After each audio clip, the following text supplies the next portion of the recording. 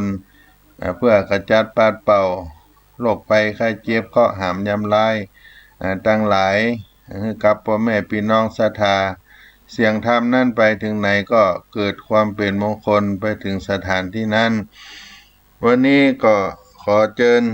พ่อแม่พี่น้องได้สดับรับฟังทำใจญะสังคหะปืนบ้านล้านนาอันมีมาแต่โบราณณโอกาสบัดนี้เนอนะโมตัสสะภะคะวะโตอะระหะโตสัมมาสัมพุทธัสสะปุลาติอิตังสัทธาเจตาวันเนวิหาลันโตอัตตโนอาติกาทังกาเทสิสัทธามวะโหนายังโกภังกวาติปังเมื่อพระพุทธเจ้าแห่งเราสถิตสำราญที่ในกันทากุดีส่วนเจ้าภิกขุทั้งหลายได้500 พระองค์ก็เจียนจ้าซึ่งกันไปมาในธรรมสภากะศาลาวะอัมพุโสโดราตันเจ้าตั้งหลายเตมนุษสาอันว่าคนตั้งหลายในโลกนี้ฝูงอันทะโลง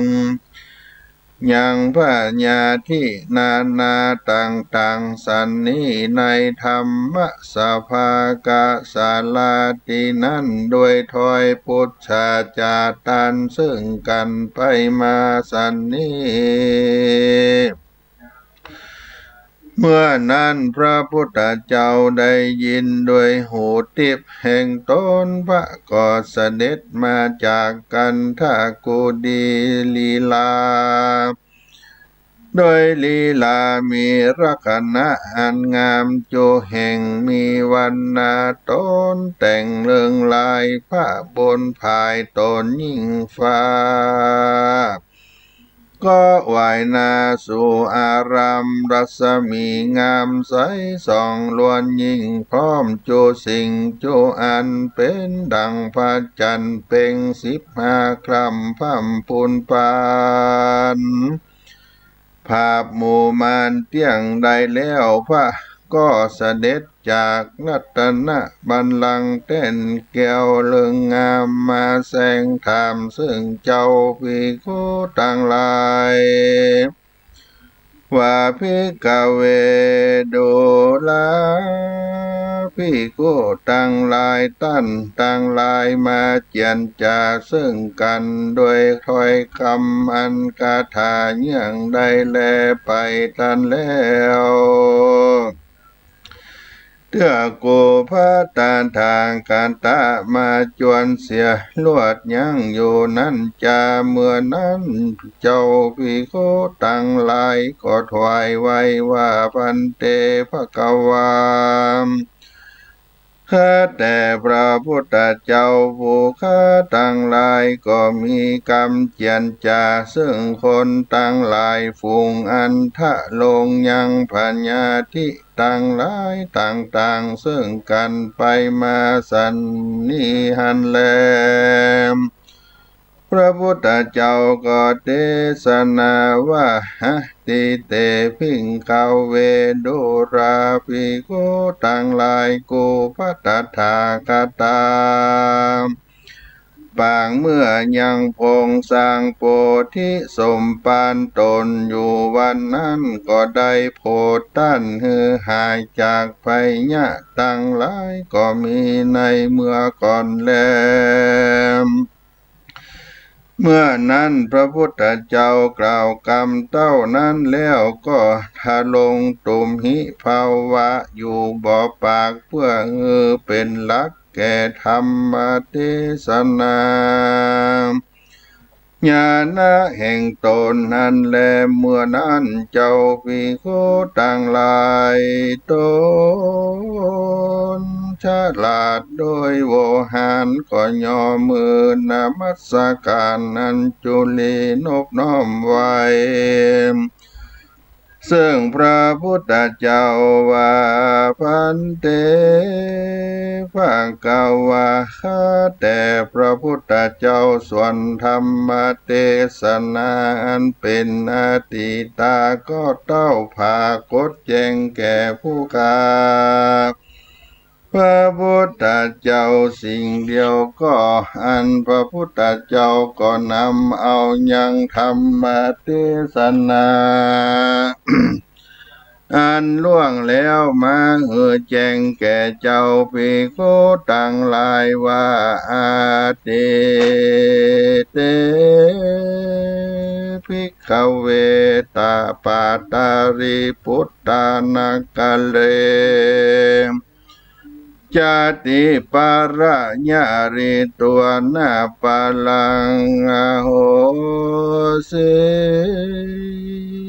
พิงข้าเวโดราภิกขุต่างหลายอาทิเตกาเลในกาละเมื่อนั้นอันคามล่วงพ้นไปแล้วเสียงจิระการนั้นนักวันนั้นยังมีเมืองอันหนึ่งชื่อว่าปาตาริปุตตะว่าอันถัดนั้นไปยังมีบ้านอันหนึ่งมีในติสะแจ้งไตเวียงอันแลส่วนอันว่าบ้านนั้นเป็นบ้านแห่งเศรษฐีทั้งหลายได้ปันคาคุณและบ้านอันนั้นชื่อว่าตุมภากามและยังมีคาคุณอันหนึ่งเป็นใหญ่กว่าทั้งมวลมีชื่อว่ามังคาตาเศรษฐีและยังมีลูก3 คนผู้พี่นั้นชื่อว่านางใจยะสลีอุดมทวน2นั้นชื่อว่านางสิมาผู้น้องนั้นเป็นผู้ใจมีชื่อว่าใจยาสังกะหะและส่วนว่ากุมารผู้นั้นก็มีรูปโสมอันงามกว่าคนตั้งหลายจบเปตั้ง3ก็อยู่ในบ้านที่นั่นแลส่วนอันว่าบ้านอันนั้นก็หาเปียที่บ่ใดสักอันอยู่สุขสดสดี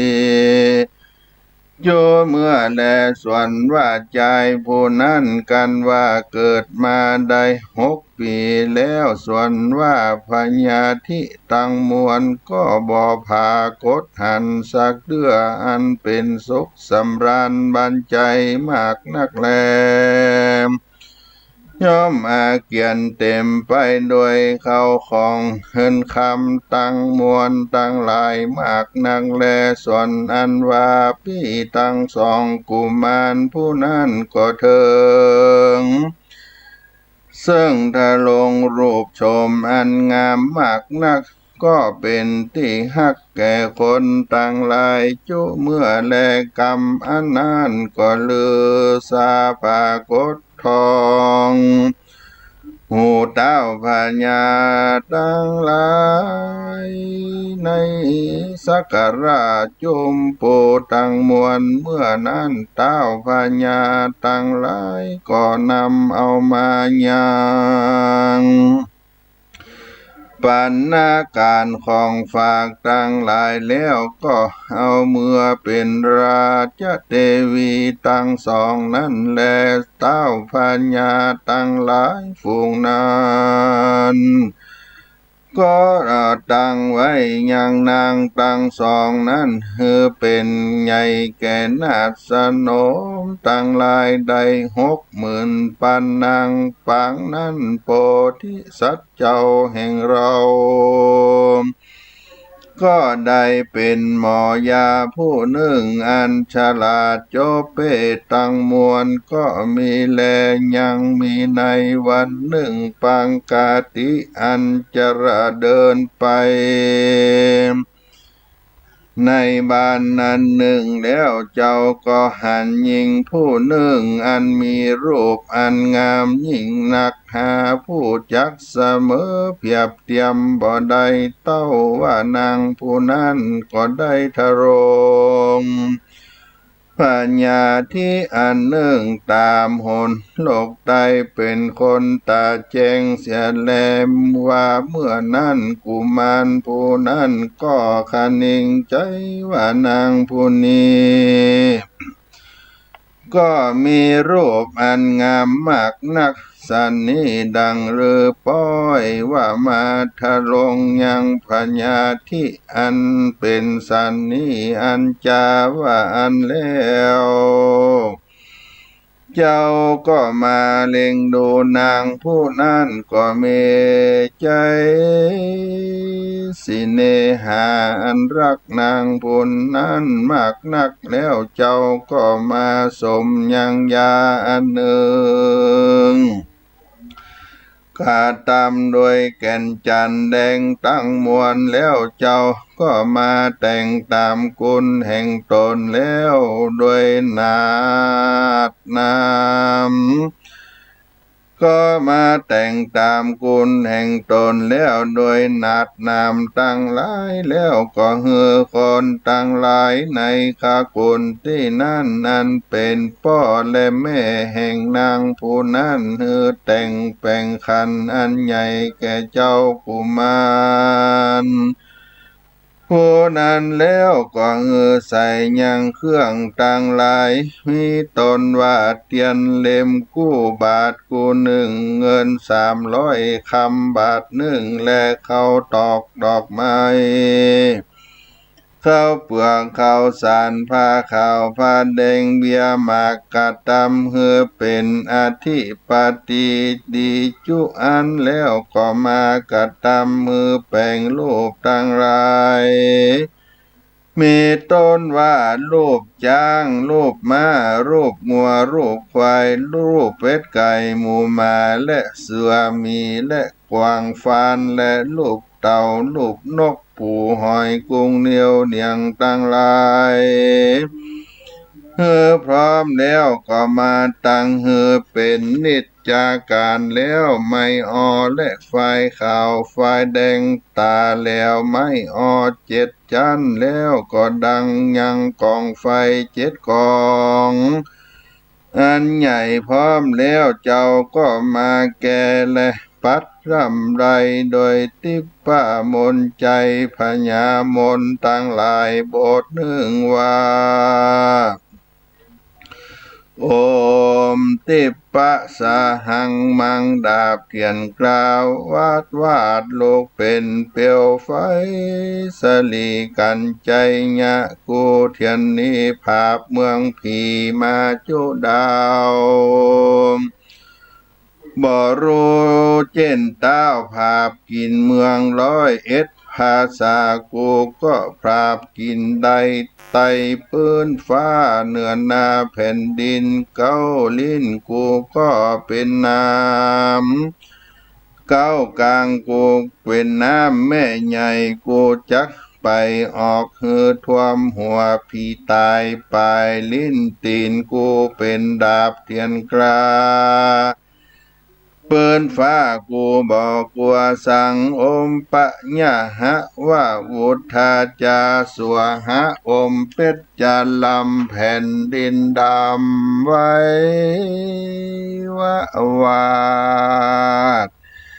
สายตาขาดครับนี่ละคนดีตัวไว้สู่อย่าได้เอาตัวสู่ต้านตั้งผีมารและผีเข็นผีเย็นอย่ามาไกลตายยากไรจุ้งหนีปันตั้งผีกุมพันและยักษ์ร้ายอันเตียวต้องไฟจุ้งหนีไปอมสหปา อมสัพปะเตโตมังสวหายอมปัตโตเพตาตาสัตตนาสัตติงสาวิปัลเลเอเตนะสัจจาวะเจนะจายญาโสทิภาวันโตสวหายอมนะโมจายญาสัตุสวหามารับพังภาคายังญาตัวสาปุราจันนาโรเจติญาตาภาวิสติสวหายาการว่าแกและปัดเป่าสันนี้แล้วก็เอายังยาอันแต่งไว้แล้วนั้นมาใส่แล้วเมื่อนั้นนางผู้นั้นก็หายจากพญาธิตั้งมวลแล้วส่วนข้ากูลแห่งนางผู้นั้นเขาก็หือยังเขาของต่างหลายมากนักแก่โพธิสัตว์เจ้าแล้วก็กระทำยังนางผู้นั้นเป็นปาตะบุริจากแก่เจ้าใจญะสังฆาหาราชกุมารหมอยาผู้นั้นก็มีแลส่วนนั้นว่าหมอยาผู้นั้นก็อยู่ด้วยกันไปนาน7 ปีอยู่บ่อนานเต้าใดนางก็ทะลงขับพระใด10 เดือนแล้วก็พาโสดลูกชายผู้จือผู้มีชื่อบ่พากฏแต่นั้นไปนาก็พาโสดแถมผู้หนึ่งเล่าก็มีแลส่วนภัยยะและพญาที่ตั้งมวลก็บ่พากฏหันสักเรือเป็นอันบุตรที่จำเริญไปหาพระมารบ่ใดก็มีแลที่นี้จักจะด้วยพระญาปาตาริปุตรเล่าส่วนอันพระญาปาตาลีบุตรนาการลา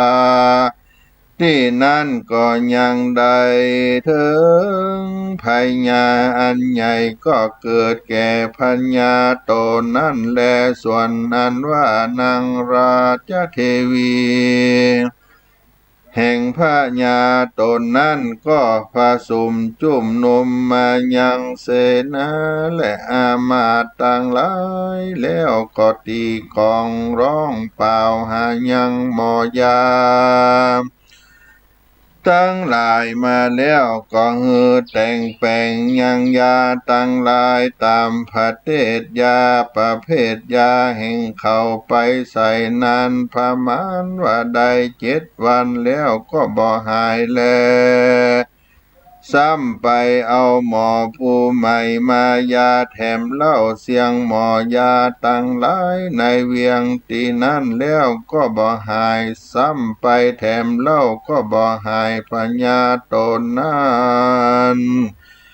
ก็มาลำบากโดยพญาที่มากนักแลก็กล่าวว่ากันว่าปุกกัลลาผู้ใดอัสสาสมทามายาตนโกนี้ฮือหายเสียยังพญาที่ตั้งมวลอันเกิดมีในตนตัวพระองค์กูดังอันบ้านและเมืองต่างมวลกูก็จักเว้นวางฮือไว้บุคลาผู้นั้นได้กินเกิงนึ่งจาแลว่าอันตีนั้นลาจเทวี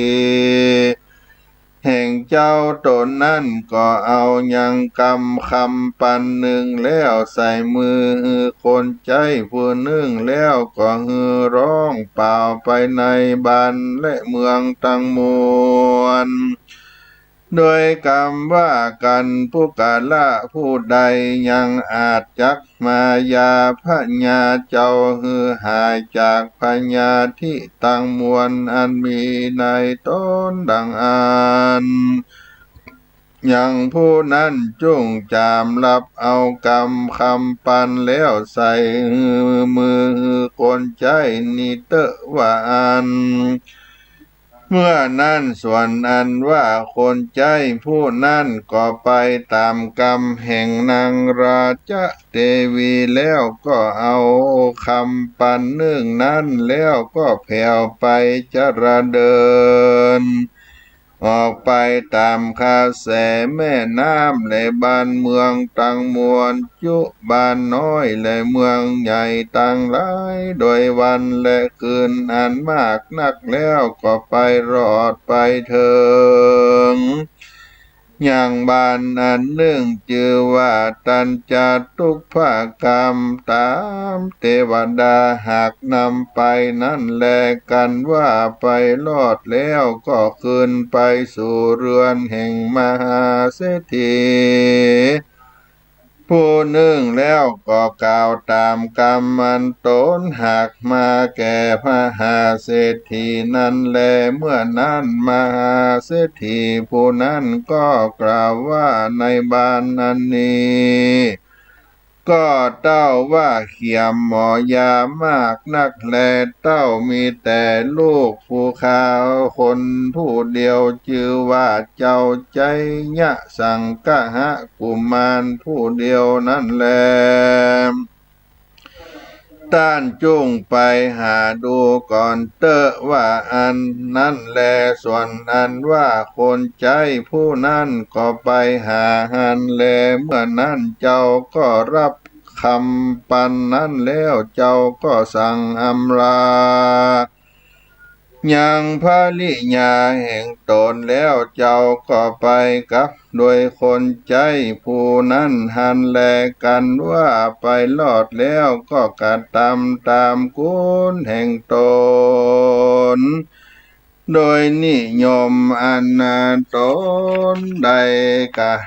ทำมาหากใดเข้าใจนั้นแลโดยเตจาสาลีบุญแห่งตนนั้นอันว่าพญาธิแห่งพญาตนนั้นก็กลับหายดีมาเป็นปกติดังเก่าแล้วก็ส่งยังเจ้ากุมารผู้นั้นเมื่อก่อนหันแลส่วนว่าโพธิสัตว์เจ้าเมื่อลอดเดือนตนแล้วพญาหือ1 วันดีในนาคาตะเลิกก็หมดใส่วันไตก็หมดปอดแจงใส่ดีเป็นสลีใจญาลาภาผาแป้คาศึกสะโทดีแล้วเต้าก็จุ่มนุมมายังเสนาอามาตย์ตั้งหลายฮือมาพร้อมกันแล้วก็ฮือมาหายังมาแก้วตัวไวเลิศแล้วผดับไปโดยเครื่องแก้วกันทางกาเลิศยังจินปานดังจักบินในโลกลามปาหนอสายเจ้าฟ้าเมืองมาโดยรีบจ้างมาถีบถมไปก็มีแลที่นั่นนายนักการผู้ฉลาดโดยอาจญาปันนำเอาขันคำใบเลิศแล้วไปนำเอาพระนกแก้วจื่นเจียงคานคืนสู่พิมานหลังเลิศแล้วอภิเษกแก้วยอดบุญเรืองใดเสวยเมืองเกิ่งแล้วอยู่ในผาศาสตร์แก้วเลิศราชเป็นพญาธนาจาตกาละห่างเติงตันโดยเตจาผายศแผ่เรืองรายผายหวานสายไปหลอดของได้จอดครับนี้เลยบอดีอยู่ไกลกะลาดไล่จุงนีปันโดยเตจะบุญพระจอมธรรมเจ้าหากลำงับไปจุติโจแห่งตุตาตั้งอยู่สบายและนาตินั้นพญาปัญจระตนนั้นก็ซ้ำสละเมือง แก่โพธิสัตว์เจ้าหันแล้วก็ซ้ำอุตสาราจะพิเศษเสวยราชสัมปติเป็นพญาแล้วเบิกบายลอยเสใส่ยศชื่องามดีว่าธรรมะใจยะสังกาหะราชกษัตริย์เป็นใหญ่แก่เต้าปัญญาตั้งหลายในสักการะจุมโพธิตั้งมวลเขารู้ข่าวสารว่าโพธิสัตว์เจ้าใดเป็นพระญาธรรมสังฆาเสวยเมืองแล้วก็นำเอามายังราชปัณณการของฝากอันมากนักมีต้นว่าจ้างมาเงินคำเสื้อผ้าตั้งหลายมาถวายมหาสัตว์เจ้ามากนักแลที่นั้นเจ้าก็ตั้งอยู่เสวย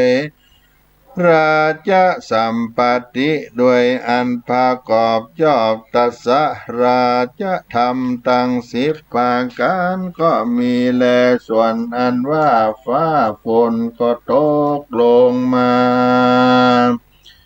ตามจอบฤดูกาลแต่แลพิจจะเข้ากาแห่งคนตั้งหลายก็ชื่นบานงามโจแห่งส่วนอันว่าภัยยะตั้งหลายก็บ่ปรากฏเกิดขึ้นใดสักเดือแล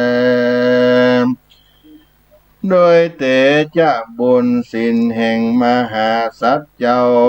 สลาบลอดที่ใดคนตั้งหลายอยู่ที่นั่นก็สวดสดีจูเมื่อแลส่วนพญาที่ตั้งหลาย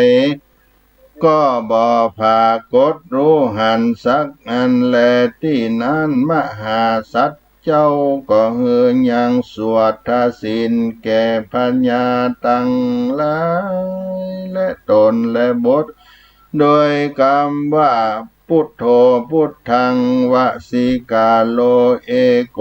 สาปาวุธิขังสัตตานาเกอามัตตะโกเวทียังมะมาตะขินนาหะเจติญะภาวังนาวะโลพุทโธวราตะขินายโยสหปาวุทะญามังนะมาวะหังดังอันก็ส่งเต้าพญาตั้งหลายเมื่อหาเมืองตนแล้วในเมื่อเต้าพญาตั้งหลายเมื่อเมืองตนแล้วก็จำเริญสวดที่ใหญ่ยังสวดทศินอันมหาสัตว์เจ้าแก่ตนนั้นจุวันใจแล้วส่วนไทยะและพญาที่ตั้งมวลก็บ่ผากฏหันสักเรือแลส่วนอันว่าบ้านและเมืองตั้งหลายตั้งมวลก็อยู่สดสดีหาภัยยะบ่ได้แม้นว่าศึกจักมากะตำร้ายก็บ่มีแม่นว่าคนโจรจักมาลักซึ่งกันไปมาก็บ่ผากฏหันสักเตื้อเป็นอันอยู่สดสดีโจแห่งโจติและพิงคาเวโดราภิกขุตั้งหลายส่วนโกภะตาถาคตะปางเมื่อต้วนเตียวไปมาในวัฏฏะสงสารเมื่อใดเกิดมาเป็นโพธิสัตว์เจ้าใจญะสังฆะราชคสัตตราวันนั้นกูก็ได้โปรดฝูงเต้าพญาและคนตั้งหลายหายจากภัยยะพญาที่ตั้งหลายโดยศีลโดยบุญแห่งตนจูเมื่อแลในกาละเมื่อนั้นพญาสัตว์เจ้า ก็หือตานและรักษาศีลภาวนาไปจุวันใจตามสภาวะอันตนได้เป็นใหญ่ก็เป็นอันรุ่งเรืองไรไปตุกขะแสบ้านเมืองแห่งตนอันเป็นที่วุฒิจำเริญด้วยเขาของสัมปติมากนักแลพระมหาสัจเจ้าก็ได้มีใจมาค่ายสร้างแปลงวัดวาอารามกุฏิวิหารเจ้าก็ฮือตีกองปกเป่าร้องด้วยกรรมว่าพระญาเจ้าจางมาค่ายสร้างแปลงมหาเจติยะเจ้ากุฏิวิหารเพื่อฮือเป็นขวาหาวกายขึ้นเมืองฟ้าเมื่อนั้นคนตั้งหลายมีเสนาอามาตย์เป็นต้นก็เอากันไปสู่สำนักพญาแล้วก็ฮือมายังเสนาจ้างเสนาม้าเสนารถเสนาเตียวตีนตั้งหลายตั้งมวลมาแล้วก็เอากันออกเวียงไปวันนั้นกันว่าไปลอดแล้วเจ้าก็สร้างแปลงก็ฮือแล้วบรมวลคือว่าที่ลุที่ค่ำเจ้าก็สร้างแปลงดีงามเป็นปกติดังเก่าแล้วบ่เต้าแต่นั้นเต้าก็ฮือคนต่างหลายผดับผดาโดยฮักและห่างตั้งหลายอันผจิตวิจิตอันงามโดยเจ็ดแก้วรัตนะแก้วต่างเจตพระการนานพระมานว่าได้7 เดือนล่วงแล้วโดยแก้วโกฏปารารมสมบัติมีบ่ไรยุตั้งจกใจให้เป็นตานแลวันนั้นแลนา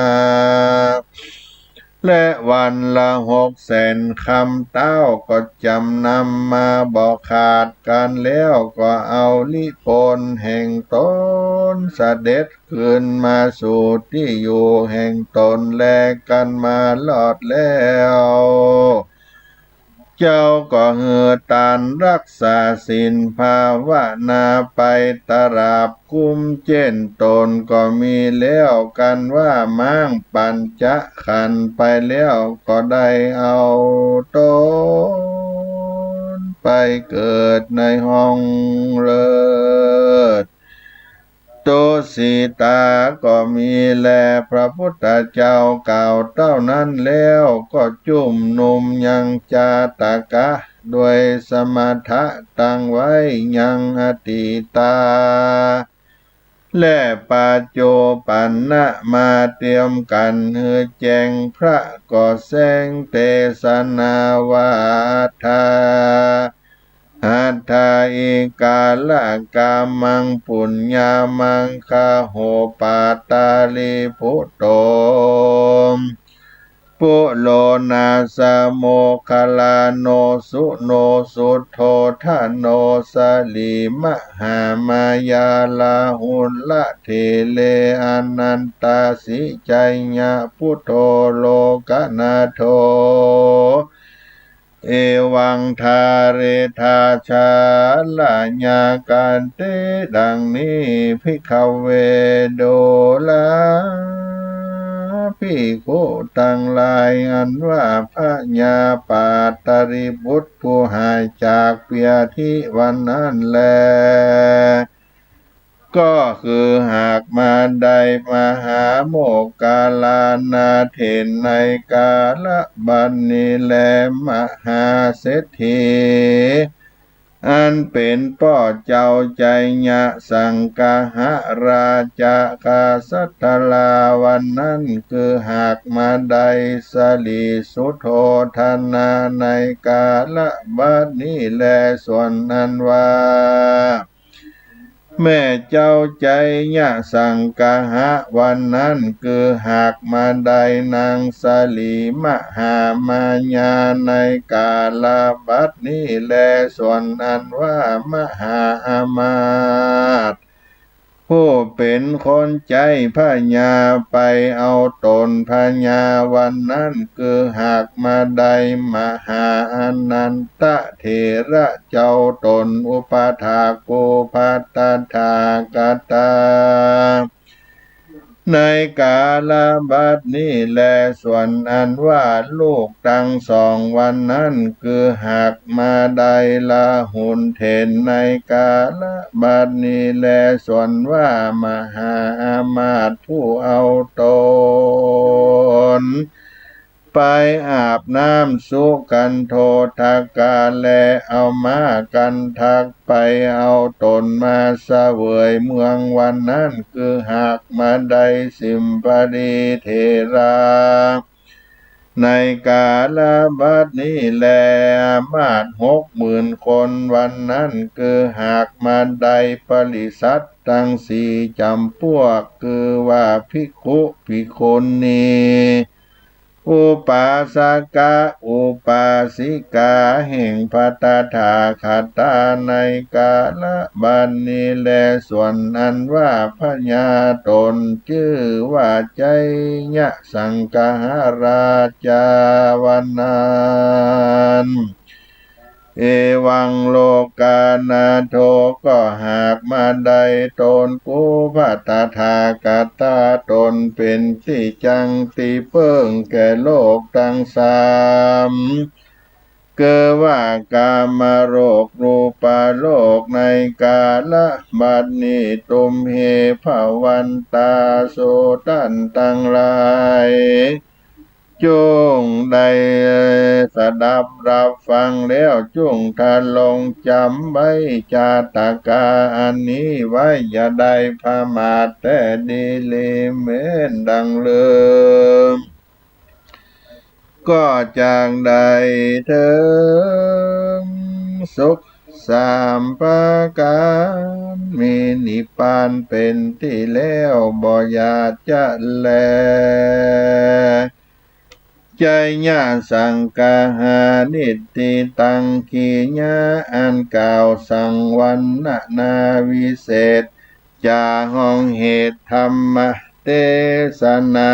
ใจญาสังกาหะก็บังโกมสมเด็จเสด็จสาธุสาธุสาธุศรัทธาสาธุชนพุทธบริษัททั้งหลายวันนี้อาตมาภาพได้นำเอาธรรมะใจญะสังคหะอันเป็นธรรมมังกละได้มาฝากมาปันให้กับพ่อแม่พี่น้องท่านทั้งหลายได้เกิดความสุขสวัสดีเป็นสิริมงคลเป็นมังกละกับตนกับตัวกับบ้านกับเมืองกับประเทศชาติประเทศไทยได้บุตรที่รอดโล้นปลอดภัยจากโรคภัยไข้เจ็บทั้งหลายเคราะห์หามยามร้ายที่จะได้มาบังเกิดขึ้นแล้วก็ขอให้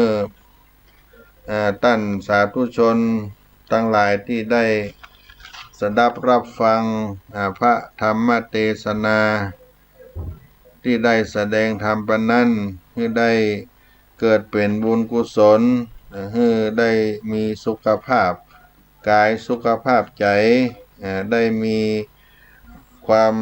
จุ่มความเย็นได้กินได้ทานได้กำจูโจตกะศาสนาแห่งพระพุทธเจ้าได้มีศรัทธาความเชื่อในหลักธรรมคำสอนเคารพในพระพุทธศาสนา